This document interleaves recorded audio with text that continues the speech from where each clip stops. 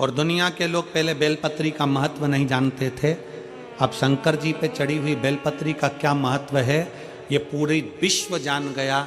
इसलिए अब शंकर जी पर बेलपत्र चढ़ती है तो लोग उसको उठा कर ले जाते हैं, क्योंकि वो बेलपत्र साधारण नहीं होती, रोग मुक्ति के लिए होती है, औषधि। कल एक बहन कह रही थी, गुरुजी हम शंकर जी के मंदिर जाते हैं और शंकर जी पे चढ़ी हुई ज़्यादा बेलपत्र नहीं मिलती, एक बेलपत्र मिलती है, तो क्या उस बेलपत्र को हम पूरे परिवार समेत बांटकर खा सकते हैं? क्यों नहीं? बेलपत्र का एक अंश मात्र की डंडी भी, एक अंश मात्र की पत्ती भी अगर तुम्हें प्राप्त हुई है तो समझ लेना शंकर ने तुमको औषधि प्रदान करी है। जरूरी नहीं कि पूरी 3 पत्ती की बेलपत्र पूरे घर के लोगों को मिले। एक बेलपत्र 3 पत्ती की चढ़ी हुई अगर मिल गई है तो उस बेलपत्र के छोटे छोटे टुकड़े कर कर भी घर के 15 लोग, 20 लोग, 25 लोग, 10 लोग, 12 लोग जो घर में है, कण कण मात्र भी अगर खाते हैं तो उसका भी फल है, उसका भी फल है। व्यक्ति के अवगुण कभी नहीं देखते, शंकर भगवान तो व्यक्ति के गुण देखते हैं। और बहुत ध्यान से सुनना मेरी जीजियों, मेरे जीजाओं, मेरी माताओं, मेरी बेटियों, बेटाओं, पशुपति नाथ का जब आप व्रत करते हो,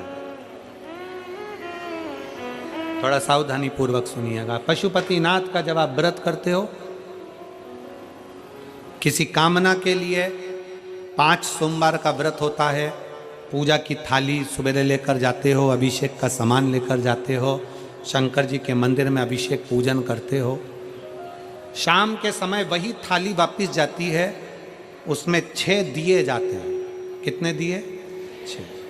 प्रसाद जाता है, हिस्से होकर नहीं, एक साथ जाता है। 6 ही दिए भगवान शंकर के सामने जमीन पर रखे जाते हैं। 5 दिए प्रज्वलित करे जाते हैं। प्रसाद के 3 हिस्से करे जाते हैं, तीनों हिस्से सामने रख दिए जाते हैं। बाबा की पूजन अर्चना होती है। उसमें से जो बिना जला हुआ दिया है वो दिया वापस थाली में रखा जाता है।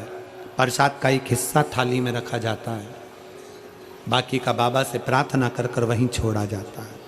बाबा आज मेरा पहला पशुपति व्रत है, इसको स्वीकार करना। घर आते हैं, घर के अंदर प्रवेश करते समय अपना सीधा हाथ राइट हैंड की ओर बैठ जाएं, घर की ओर मुख कर कर जो दिया लेकर आए हो बिना जला वो यहाँ पर रखकर जला दीजिए।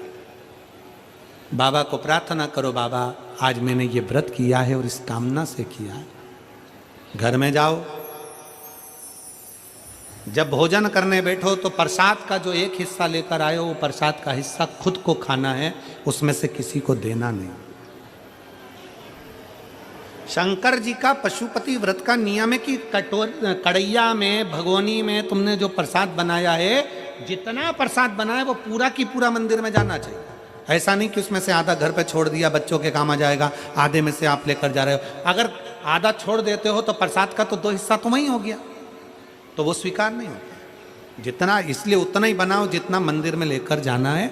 कटोरी 2 कटोरी जितना आपको ले जाना उतना बनाओ। ज़्यादा बन भी गया है तो पूरा लेकर जाओ, घर छोड़ना नहीं प्रसाद को।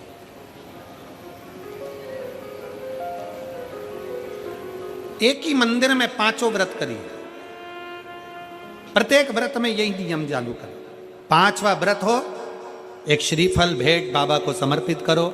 108 चावल के दाने हो, मूंग के दाने हो, पत्ती फूल की हो, बेलपत्ती हो, जो भी तुम बाबा को चढ़ा सकते हो, 108 बाबा को दे दीजिए। श्रीफल समर्पित कर कर वैसा की वैसा ही 6 दिए रखकर, 5 दिए जलाकर, 1 दिया उठाकर, प्रसाद का एक हिस्सा लेकर अपने दरवाजे पर आओ, दिया लगाओ, बाबा से विनय कर कर अंदर जाओ और कह दो बाबा से आज मेरा 5वां व्रत पूर्ण हुआ। इसको स्वीकार लेना, इसको स्वीकार। बहुत कामना लेकर आई हूं बाबा, बहुत दुखी हूं। मेरे महाकाल राजा, अपना दिल का भाव किससे कहूं? ए मेरे ओघड़नाथ, अपने मन की बात में किससे कहूं? मेरे भोलेनाथ, आपसे विनय है, मेरे दुखों को काट देना। मेरा अगला जो समय आए, नूतन जो वर्ष आए, वो मेरी जिंदगी में बहुत खुशियां लेकर आए मेरे महाकाल राजा, बहुत खुशियां। बाबा को प्रार्थना निवेदन। अब कई माताएं कहती है गुरुजी हमारी पूजन की थाली में ये कमी रह गई थी, वो पड़ोसन की थाली में ये सब कुछ था। कोई माताएं कहती हैं कि हमारे पूजन में ये कमी रह गई, उनकी थाली में ये था। शिव महापुराण की कथा कहती है पशुपतिनाथ के व्रत में हल्दी ले जाना भूल गए, चंदन ले जाना भूल गए, या कुछ सामान ले जाना भूल गए, दिए जरूर होना चाहिए, प्रसाद का 3 हिस्सा जरूर होना चाहिए, बाकी का अगर कुछ भूल गए तो बाबा तुम्हारे अवगुण नहीं देखेगा, बाबा तुम्हारा गुण देखेगा, अवगुण नहीं देखेगा। बस उससे जाकर जब पशुपति व्रत करो ना तो एक स्तुति उसके सामने जरूर करो, भोलेनाथ दया करना मैं तेरे